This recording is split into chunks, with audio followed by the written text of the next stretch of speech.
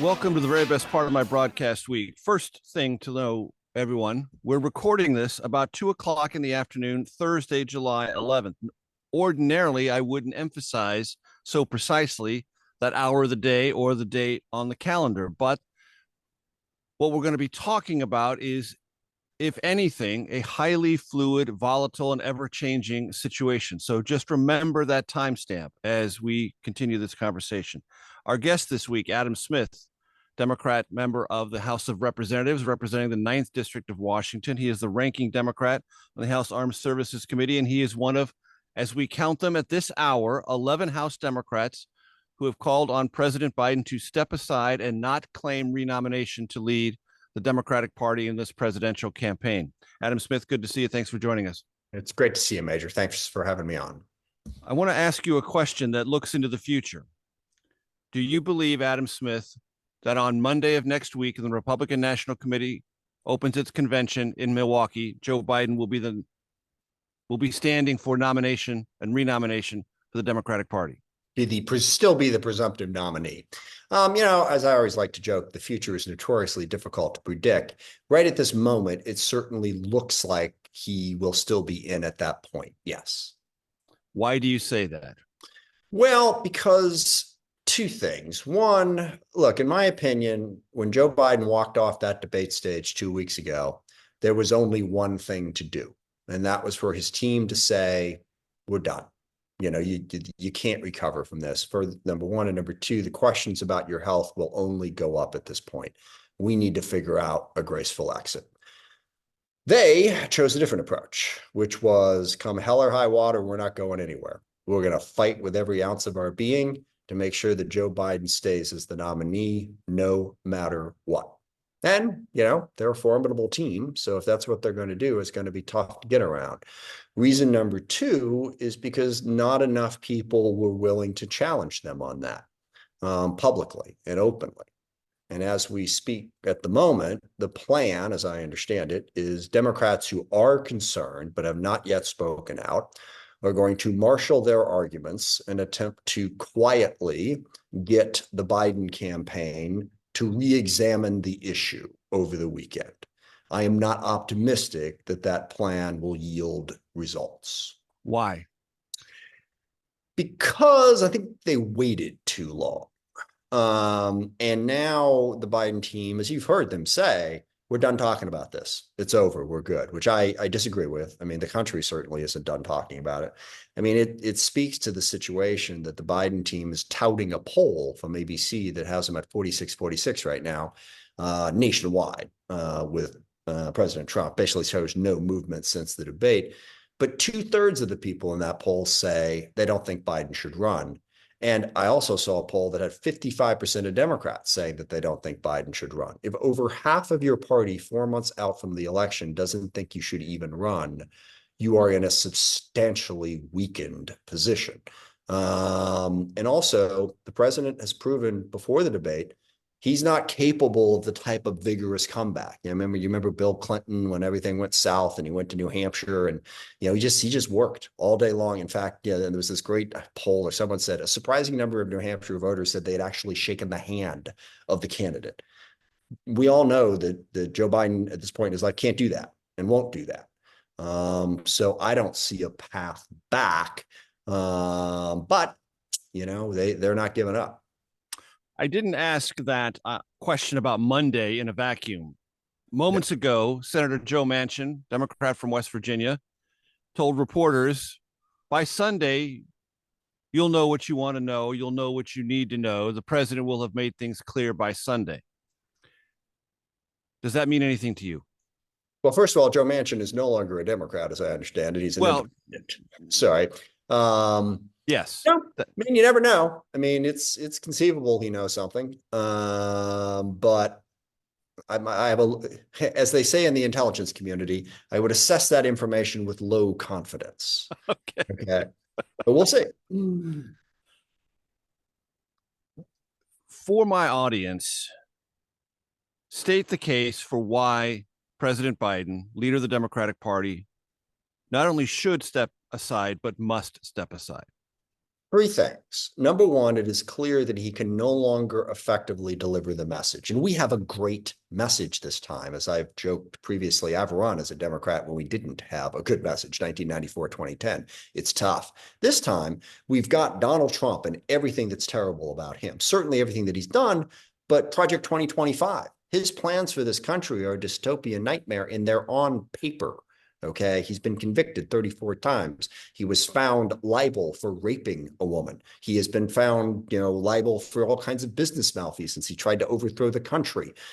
We have a lot to run on there. And plus, Joe Biden has done a great job as president. And I really want to emphasize that point. He has.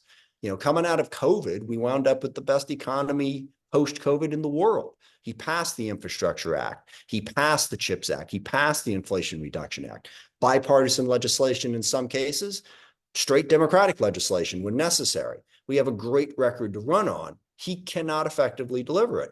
If you were watching that debate and you were a Democrat, you were like, it's like watching your team. Come on, make the case, make the argument. He couldn't. Number two, the questions about his health are not going away. They will distract us from being able to deliver that message in the first place. Look, I mean, for those reasons, like you step aside, and sorry, I forgot for a moment. The third one is we got a great opportunity here. All right. Everyone's acting, it'll be a mess. It'll be terrible. Look, the country has been saying since the start of this campaign, give us somebody different. They've been begging for somebody different. If the Democratic Party at a convention with our delegates came out and gave them somebody different, I think we would get an incredible boost out of that. And as I've been saying, we got a couple dozen people who are incredibly talented, capable, successful, accomplished leaders in our country who could carry the mantle, president and vice president, very effectively. So for those three reasons, I think it gives us a much better chance of winning in November if he is not the nominee. What does it tell you, Adam Smith, Democratic member of the House of Representatives representing Washington's 9th District, that the Biden campaign has spent much more time on the telephone with delegates and delegation leadership than they have members of Congress? I think, it was part of their strategy. Effective?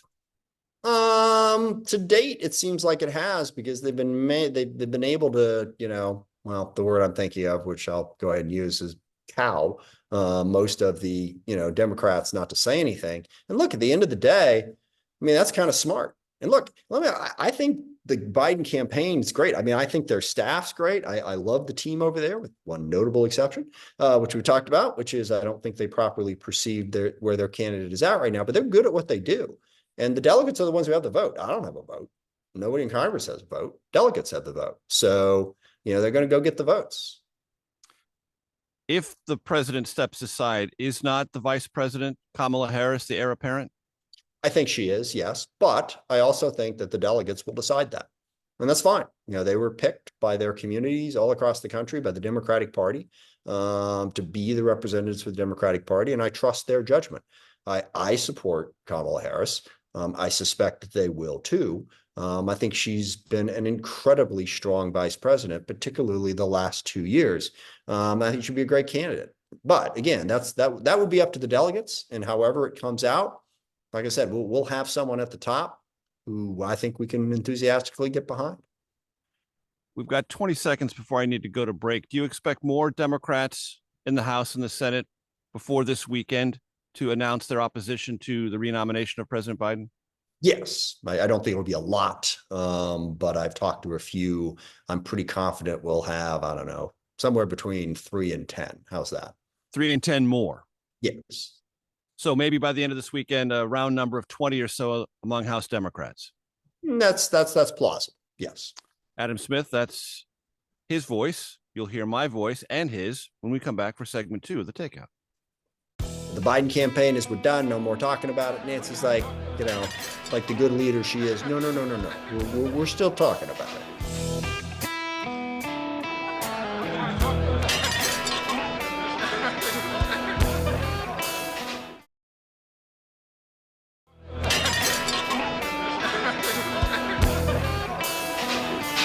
Welcome back to the Takeout. Adam Smith is our special guest. Congressman, what effect has Nancy Pelosi, Speaker Emerita, had on this conversation? I think she's kept it quiet, so she hasn't had much of effect on the public conversation, but behind the scenes, she's playing a very strong role. In what direction? That's up to her to say. I think she said publicly exactly what, what she's explained herself clearly, which is this is an open question. And that puts her in a different position than the Biden campaign. That I can say, without, revealing confidences or anything. The Biden campaign is we're done, no more talking about it. Nancy's like, like the good leader she is. No, no, no, no, no. We're still talking about it. So she And is. did that create a permission structure?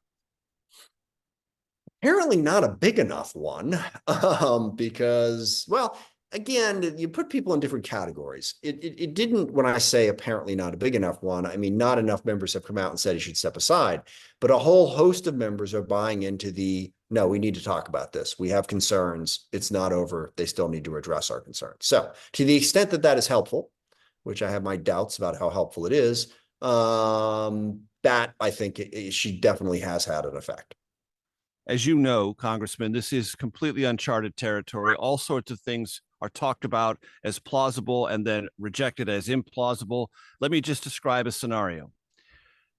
There's more Democrats in the House and Senate who express their feelings privately and publicly. On Sunday or Monday, the leadership, represented by Charles Schumer in the Senate, Hakeem Jeffries in the House, go to the president and say something to the effect of, well, Mr. President, if there were a no confidence vote, you would lose it. We don't have a parliamentary system in this country. We're quite and justifiably proud of that. Do you think that could happen? And do you think it would have any effect? Yes, and maybe. Okay. Walk me through that. My understanding is that's kind of the plan. That I think that's what they're going to try and do. But I learned a long time ago that, everyone, you want something that that you're asking the other person, they're going to be uncomfortable with it. Okay. They're not going to want to do it, but you need to do it. And early on, I learned the tendency in that instance is to give them a lot of space and to be like deferential and, well, but what I learned is what the person will do in that, they'll take advantage of that. Okay. If you don't feel that strongly about it, they don't want to do it in the first place. So they damn sure aren't going to do it if you're looking like you're not that committed to the idea. Okay. Gosh, should I tell this story? I'll try to keep it short. But when I was 25, I won a seat in the state Senate. So now I'm 26 and I'm working on the Democratic campaign committee. It's 4-year terms. So there were a bunch of people up. I wasn't one of them. We were trying to get the majority back. We had a seat up in the north where the Republican incumbent was leaving. Great opportunity. We had this young 29-year-old, Harvard educated, strong community guy, but he was running for a House seat. And he was running for a House seat because the existing House member was running for the Senate seat. Doctor, nice guy, but he had a problem. As his wife dryly put it during their divorce proceedings, he did not handle his midlife crisis well. He had an affair with a young staffer, wouldn't take no for an answer, and it was a little bit of a story. It was a different time. This was 30 some odd years ago. So it didn't become a big deal, but it was going to be out there and it was going to kill us. And I went to our leadership and I said, well, we can't let that guy run. And they're like, yeah, you're right.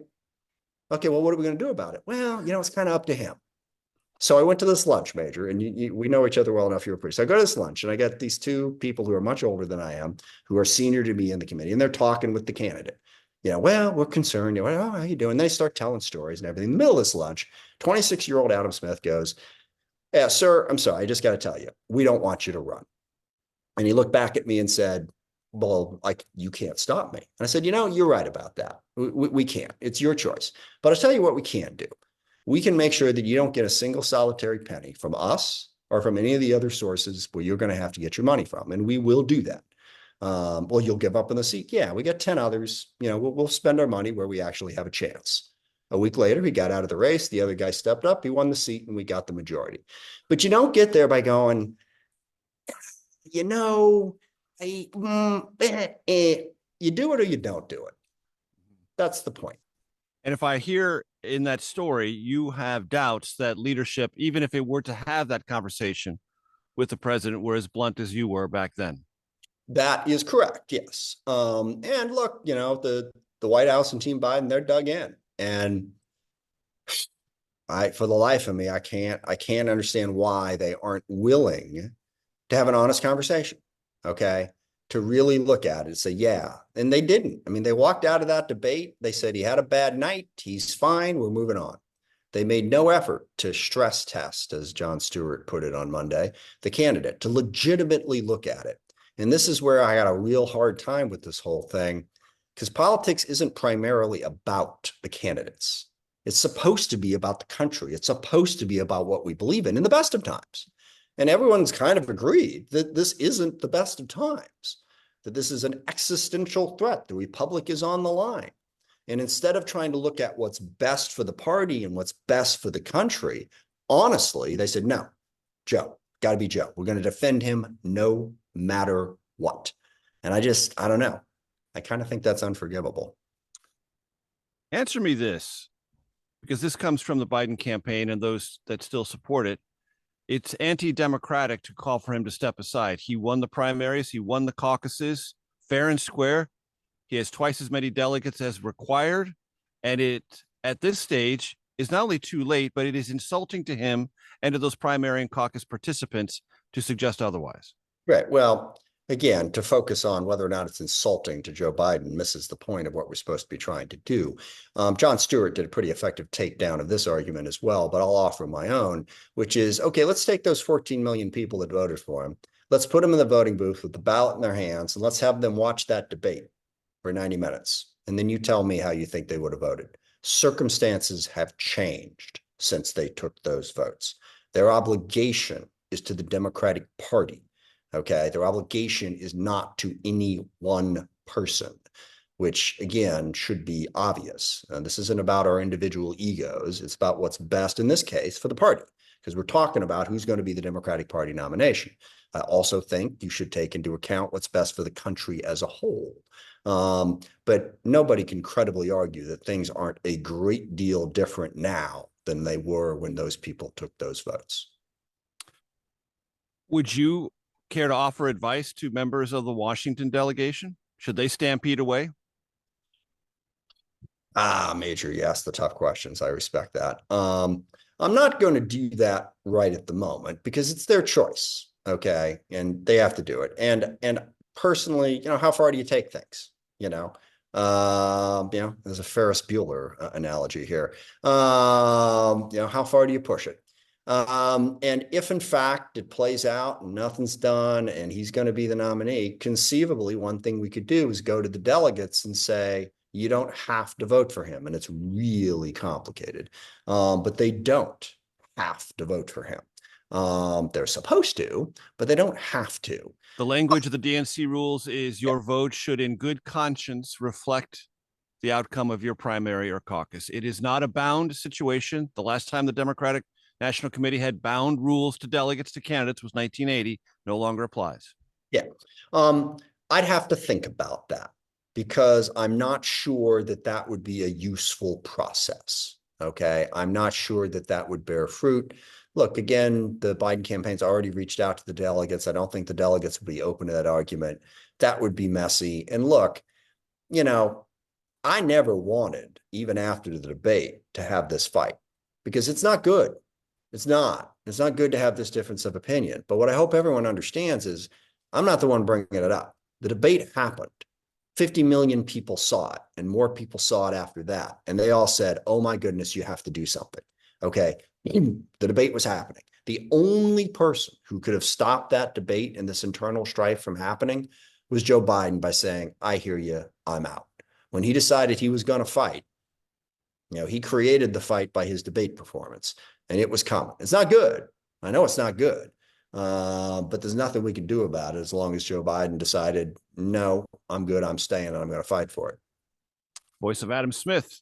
Our conversation continues. Segment 3 of the Takeout coming your way in just 1 second. If Joe Biden winds up walking out of our convention with the nomination, we're in. Let's go.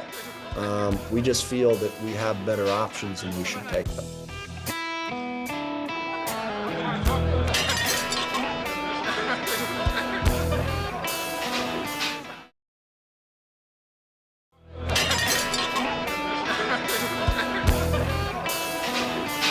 Welcome back to the Takeout. Adam Smith, our special guest, Democratic member of the House of Representatives, 9th District of Washington, on X, which we all used to call Twitter, it was recently posted, and I'll read this directly.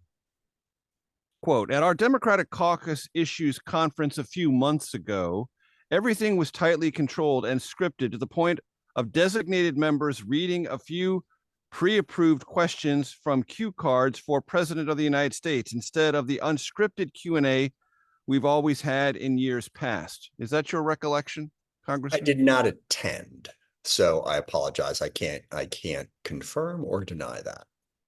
Would that sound plausible to you? Oh, it sounds like it's absolutely true. Forget plausible. It's undoubtedly what happened. And I do recall having members tell me that that's what happened. Did that trouble you back then? Yeah, I mean, look, there were trouble signs, along the way, but it was always still plausible. And I made this argument, and I stand by this argument that at his age, Joe Biden was not going to be a strong communicator or a strong campaigner. But you know what he was? Strong president. He's a good president. He's done a great job. He could run on that record. And, being able to clearly articulate yourself is one aspect of being good at this job. It's not the only one. And I think President Biden's good enough at the others. His experience, I mean, the legislation he got passed, that didn't happen by accident, okay? That happened because he was the most experienced legislator since Lyndon Johnson to be president. He was good at it. And he put a team around him that was good at it. And I could plausibly argue, okay, he's not going to be great, but he's going to be okay, all right? That plausibility went away after what we saw in that debate. What have you heard from your district? Please, fix this problem. If so, no blowback. I mean, there's been a couple people. God, I haven't been home since this whole thing started for complicated reasons. But you get text messages. Yeah, and they've all been positive. And the second I spoke out, it was universal. I mean, I'm talking hundreds of text messages, emails, phone calls to me or to my office or to my campaign people or others saying, thank God somebody said something. That has been the near universal reaction. And understand, all of those people, and me too, if Joe Biden winds up walking out of our convention with the nomination, we're in. Let's go. We just feel that we have better options and we should take them. But you'd have to eat all these words. No, I wouldn't. Oh, okay. I don't know what you mean by that. Well, I mean, let's just run the clock forward to mid-September and the campaign is engaged and he's the nominee and you're advocating for him. How does that work? What does that sound like? I've made no bones about this from the very moment I said that I think Joe Biden should step aside. If Joe Biden runs, he is the best candidate of the field by a wide margin. Even in his current condition, he is the best candidate in this field by a wide margin. And I've been very clear about that from the start. Okay. So no, I mean, there's nothing consistent about it. Now look, the White House and I have long had a disagreement. They have their talking points. They want us to go out there and say, everything's fine. Again, Kevin Bacon and Animal House. Everybody remain calm. It's all good. I go for plausibility. In fact, we had this incident when the special prosecutor's report came out and was critical of Biden's memory. And he did that, impromptu press conference to complain about it. And it didn't go great. I happened to be on CNN the next morning with John Berman, and he asked me about it. And I said, look, President Biden has never really been the best communicator, and he's never been the best campaigner. We all know that. But as I said earlier, he's a great president. Okay. And I'd rather have someone who's good at the job than someone who's good at campaigning for the job. And I'll defend him. The White House didn't like that. Okay. And they told me so. And I thought, I don't know, I thought I did a pretty good job. I thought the American people could look back at that and go, yeah, that's fair. But instead they put out this message that Joe Biden is some kind of superhero, that he travels all across the country and he's up at 3 a.m. and, he leaps tall buildings in a single bound. And I'm like, I always prefer something that is plausible. And I think what I said was plausible, and I felt the American people could respond to it. They disagree with me, and that's fine. Okay. Mm-hmm. So they continue to push their message, and they don't like the approach that I take. And that certainly hasn't changed at the moment. What effect did the George Clooney op-ed in the New York Times have? I think it was pretty profound because, explain to my audience why. Well, why was because George went a place that very few of us, and frankly, I haven't even gone publicly for much time. I like to focus on the fact he's not an effective messenger. There are questions about his health. We have better options. George Clooney said, I was with him. It's a problem. Okay. And I think that really resonated with people because there's a ton of stories out there similar to that, that particularly, and by the way, it's just in the last few months. And the other thing that people need to keep in mind is the State of the Union, which he did good. I mean, there were a lot of people who had concerns. He came out there and he did a good job. And I think it assuaged some concerns. But even before that, people had seen things like what George Clooney wrote about that were concerning. And then we thought, okay, he's good. He's fine. He's back.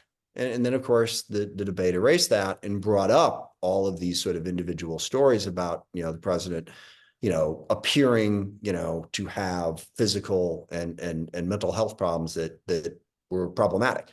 So I think that's what really resonated with people. And also, obviously, Clooney supports him, and yet was still, willing to say that. And would you say that what George Clooney wrote, meaning President Biden isn't now what he was even in 2020, rings true? Yes. And again, and let me just emphasize, because, I'm going to be voting for this guy if he wants to be the nominee. That's true. It is also true that he is a better choice than Donald Trump, RFK Jr., or anybody else on the ballot. And I guess I'd explain that by he does have a good team around him. And the other thing is, Biden has never been, even in his current state, someone who wakes up and says, we have to do this, and then forces his staff to do it. My gosh, when Trump was president, Jim Mattis will tell you he had a cockamamie idea every morning. Get out of NATO, abandon South Korea, all this stuff. Near the end of Trump's campaign, he got mad at Angela Merkel, and he, honest to God, told DOD, I want to pull all of our troops out of Germany. And so DOD had to go through this fire drill in the last 6 months of his campaign, putting a plan on paper to get all of our troops out of Germany. Now, if you're not familiar exactly with our defense posture, you don't know how insane that is, and how difficult it is to pull off. Joe Biden's not going to do that. Even if his health diminishes, he's not going to do that, okay? He's going to make reasoned decisions, and he's got people around him who are going to implement decisions in a good way. Trump's going to fly off the handle, and Lord knows what's going to happen. He's already talking about lifting restrictions. I heard this about support for Ukraine to more directly confront Russia. Yeah. We were trying to avoid World War III. And that's a good example of Biden being a good president. He had a clear strategy on Ukraine. Sovereign democratic Ukraine, we will defend. We're not getting into a war with Russia. And he's implemented that. So I have no problem with that. I just think the American people, the ones who are undecided, the ones who are going to decide this election, are not going to buy that, given the other challenges that we've seen. Some members who have asked the president to step aside have already said that Trump's going to win this election and could very easily have Republicans with him carry the Senate and carry the House. Do you share those anxieties? That is the most plausible scenario. I would not say, oh, he's going to lose. Who knows? Future is unpredictable, as I said. And I'm not going to say, oh, he's going to lose. Donald Trump is terrible. And there's been a clear anti-MAGA majority in this country for several election cycles. But gosh, the odds are not good. And I think based on the legit data that I've seen, it certainly seems likely. And by the way, when I say legit data, one of the problems we have right now is we live in the polling industrial count. Everybody's got a poll. If you've got an opinion, you can grab a poll and they'll tell you what you want to see. But from the people I've talked to who do the honest polls, the one where you pay the money to make sure that they do the sampling right and give you legitimate answers, not good. And noticeably worse since the debate. Absolutely. Now, look, noticeably. Okay, I'm going to stop you right there, Adam, because I got to go to break. Adam Smith is our special guest. Segment 4 of the Takeout in 1 second. If we came out and gave them something different, something, particularly if you pick two highly qualified women, I think the boost we would get out of that would be off the charts.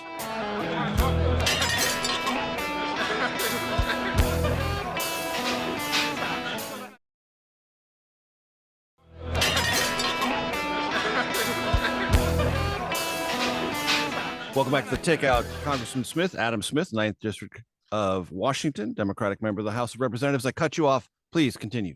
Sure, because so the country is much more solidified. There's not as much in swing votes.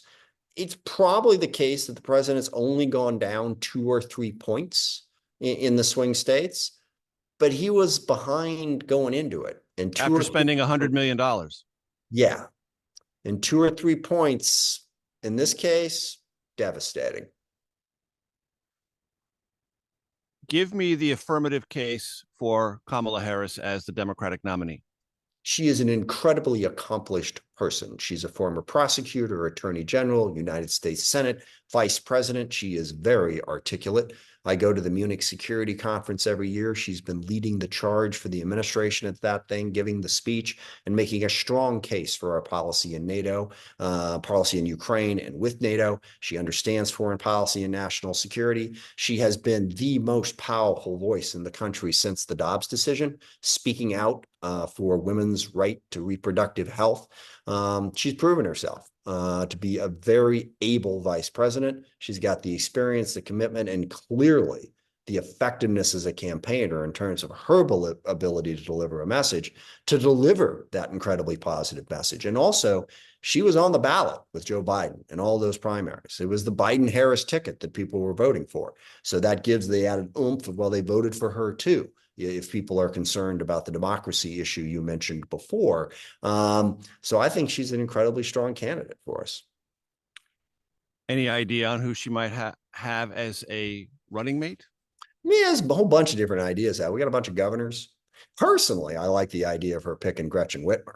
And it's weird. Everyone goes, oh my gosh, 2 women. Okay. Well, we've had 2 guys for like 99.9% of the, nobody ever said, oh my God, we can't have 2 men. All right. So I think it would be a very strong statement. This election is primarily about women. It's like, it's time, people. Let's go. We got 2 highly qualified women. And what the American voters want and what they've wanted for a long, something different. It's usually what they want. But in this case, it's really what they want. And if we came out and gave them something different, something, particularly if you pick 2 highly qualified women, I think the boost we would get out of that would be off the charts. And for those Democrats who say, oh, but it would be messy and complicated, you say? It's democracy. It's always going to be messy and complicated.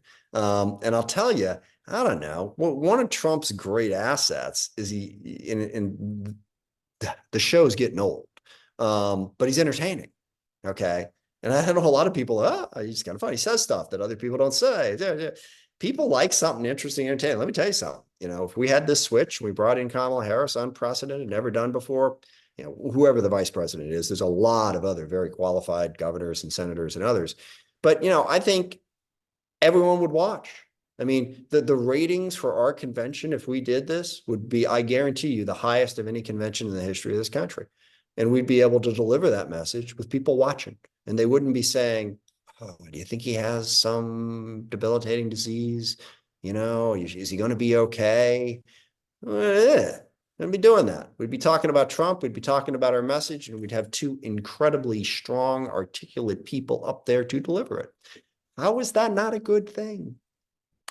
Republicans about the vice president would say, yes, she was the czar or czarina of an open border and a immigration catastrophe. Yeah, that's nonsense. She was never in charge of that. It was part of what she was working on and looking at. So, I mean, painting her on the immigration issue, I think is going to be a failed message because it wasn't her policy in that sense. But look, immigration overall is going to be a challenge. But I would point out, President Biden and Democrats did a bipartisan deal that Republicans rejected because they would rather have the politics. All right. So I'm going to admit, we have to get a strong message on immigration, but that's going to be true if it's Joe Biden or Kamala Harris. How angry are your constituents about inflation? Yeah, angry is a different word. They're frustrated by it and they're concerned about it. It's definitely had an impact. But look, the report just came out whenever this airs today while we're taping that said that inflation went down last month. That we're starting to move it in the right direction. And look, yes, inflation was a problem, but when we got through COVID, yes, we spent more money, but that also gave us on all other metrics, on unemployment, on the poverty rate, on the stock market, job growth, all of that was better than any other economy in the world. And now inflation is coming back down. Of the two, inflation or immigration, which is most hazardous for whomever the Democrats nominate as the presidential candidate? Well, I think they're kind of equal. I don't, they definitely have their challenges and how they're presented, but that's up to us to then talk about the positives that we have, again, about the economy, where it's really at. And also, Joe Biden has actually gone after economic inequality. Under his presidency, lowest poverty rate, lowest unemployment rate for Black Americans ever. There was a story in the New York Times just a couple of days ago about some of those manufacturing towns in the Midwest and elsewhere that have been struggling. They're finally starting to see increases in their economy and jobs and opportunity. He's put in place a whole series of policies that have moved the economy in the right direction. We got a long way to go. And that's the other thing. Joe Biden wants to do the Build Back Better plan, all right, which would basically fund childcare, early childhood development, education, healthcare, and place taxes on the wealthy and the big corporations to get at income inequality. Donald Trump wants to cut taxes for the wealthy and the corporations and increase tariffs, which means he'll reduce the tax burden for the richest people in this country and increase it for everybody else through the tariffs. We've got the better economic argument. Minute 30. You're sitting across from the President of the United States, Joseph Robinette Biden Jr. Give him your person-to-person pitch to step aside. Mr. President, you have been one of the greatest public leaders that we've ever had in this country. Okay. You got into the Senate when you were barely 30 years old, chaired the Judiciary Committee, chaired the Foreign Relations Committee, led this country, as 8 years as vice president, incredibly effective vice president. You are arguably at this moment the greatest one first-term president in history, given what you've done. You have an incredible legacy. Don't screw it up. If you run, given where you're at, given the fact that without any shadow of a doubt, you are less, your health is less, is not as good as it used to be, and you lose to Donald Trump, that will be your legacy. It's unfair and it's unforgiving, but if you run and you make a mistake and you misjudge how strong you are to get into this campaign, you're jeopardizing your legacy, and you care about this country. I mean, I grew up in SeaTac, blue collar town. He grew up in Scranton, and he cared about making this country a better place, and he has. Understand where you're at, understand what's best for the country in this moment. And put us in a better position to keep Donald Trump out of the White House and get the Democratic agenda implemented. That is the voice of Adam Smith, our special guest. Congressman, always a pleasure. Thanks so much. We'll see you next week, folks.